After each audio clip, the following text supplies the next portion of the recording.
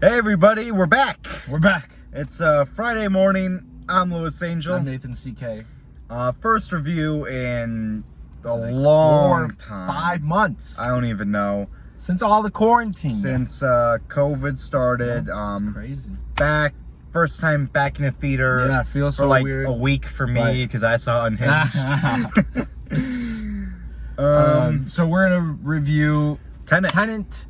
And this was supposed to come out like a week, or no, more like a month ago before the quarantine happened. And at least we were able to see it. And this is Christopher Nolan's new movie. Favorite director. Director. You got John David Washington. Yep. You got Robert Pattinson, Elizabeth Debicki. Yep. Kenneth You got Batman in there. Batman is in there. This is it's just beautifully really, shot. Yeah, beautifully made. shot, just like he does in all his movies. I mean, this is a really hard movie to describe, guys. It's really well made. It's really well made. And I think visually, and there's a lot going on. Visually, it's worth seeing. Oh, just yeah, like sure. seeing it in the theater. If you feel safe to see it in the theater, Definitely. You know, it's visually incredible. You know, Wear your mask. Wear your mask. The plot. The plot. Yeah. The plot. So, when making this in like time travel plus like in the future, like what happened in the past, everything's interconnected, you know? And time is running forward, but you have objects and people that can move backwards through time while but things you can are moving also go linearly. Yeah. Yeah. And if that sounds confusing, it's because holy crap. This movie throws so much exposition at you. Yeah. And honestly, I found it hard to keep up. I'm the guy that, oh my God, I love Inception. I understand that movie perfectly. And it's not that complex. This movie is so very complex, layered and complex. It is. And I was lost halfway through conversation. And there's so much exposition in the movie where they're explaining to you, oh, it's like this paradox, or oh, it's like that. Right. And it feels like there's a lot of cliches. Yeah, because the movie's like, look, yes, it's at one point in the beginning of the movie, they're like, yeah, it's hard, don't try to understand it. Yeah. But then it keeps trying to give us information to understand it. It gets to the point where in the third act, I'm like, okay, who are we fighting? Where did they come from? And there's a huge How army are we moving? How does this work? You know, I was very confused. Yeah. I was just as confused, but I was also just intrigued in like the way certain things, like Christopher Nolan's like mind, he has kind of the same this is like his third movie in a row where he's played time. Where like the same intro has been introduced, like the way he films in steps is the same way throughout the movie. This is like the most Christopher Nolan movie that he's ever Christopher Nolan. You know, the beginning of Dark Knight. Oh, you felt similar. You were getting similar vibes. Completely similar. You know something's gonna happen. You start off in this very calm sequence when you're just there watching this play out, and then there's intense interaction, and there's something that really gets you energized and engaged, and you're like, oh, there's shit. Just like so much, and then like my heart was racing like throughout the whole movie because there's so much shit that's happening. There's so much, and you're just like, whoa, and I'm trying whoa. the mechanics. Whoa. The mechanics of it is very interesting. Like, I It's want to very know. interesting. I want to know how yeah. this works. Right. But my God, you were going from like an art dealer thing. Like, it felt like it felt like he was making a James Bond movie mixed with time travel. James Bond. Yeah. But it's not even time travel. Yeah. It's time inversion. So yeah, they list it as a different thing. I feel like when people make these movies, they always try to call it something else. Yeah. Either inversion, time travel. Yeah. Inception. Inception. They call it different things in different movies, but I think in the essence of it, it's just like traveling. It's playing just with time. It's just time. Robert Pattinson.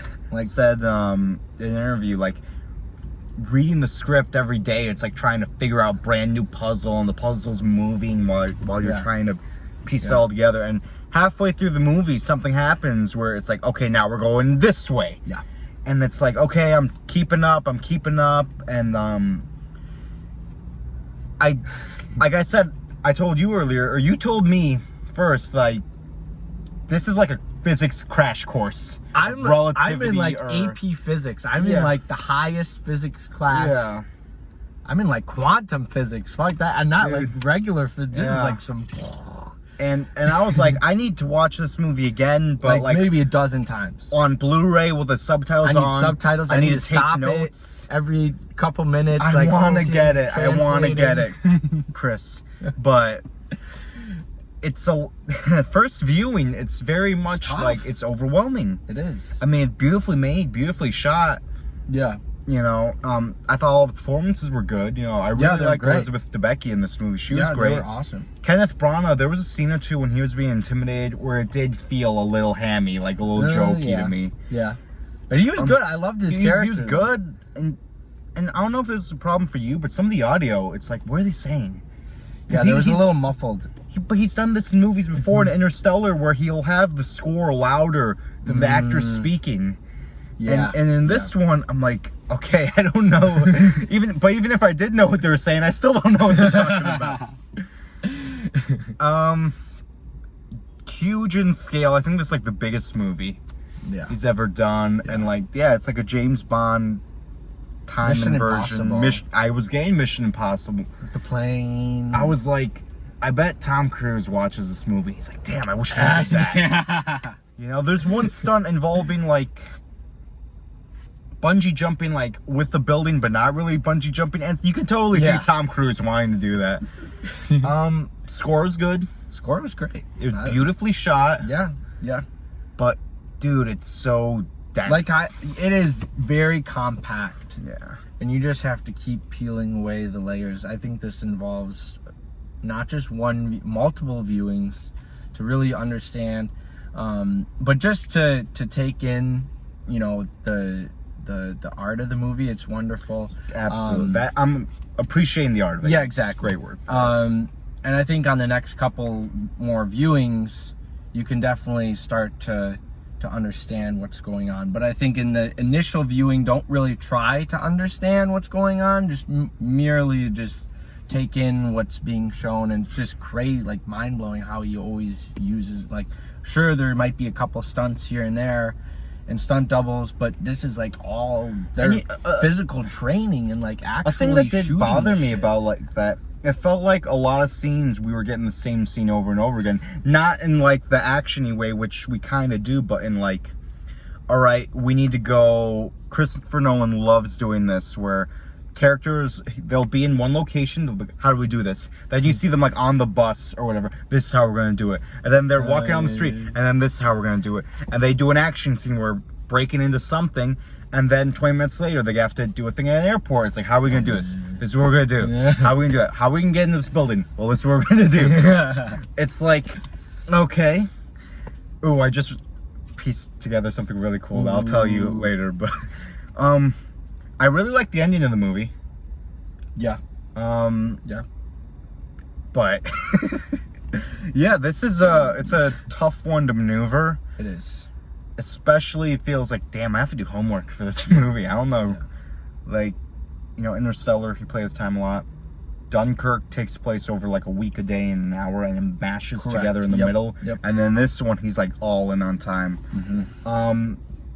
Purely based off spectacle and wow, and I'll be honest, going back to the movies, there is something there where you're like, you want to love the movie more. I'm gonna go 3.5 out of 5 for Tenet, just because maybe I watch it a dozen times and I like it, you know, I love it, or maybe I'm like, you know what, this doesn't really. Right. But purely based off spectacle and how beautiful a lot of it was, 3.5 out of 5. I'm right there with you. I'm a little bit higher. I'm 3.7 out of 5. And yeah, guys, if you feel safe, definitely go check this movie out. Let us know how you feel about that, if it was confusing for you, if you could understand, I would imagine, or everyone if gets you it, know more about it, let us know in the comments. Yeah, let's figure this Leave them out. down below. All right, but guys. yeah.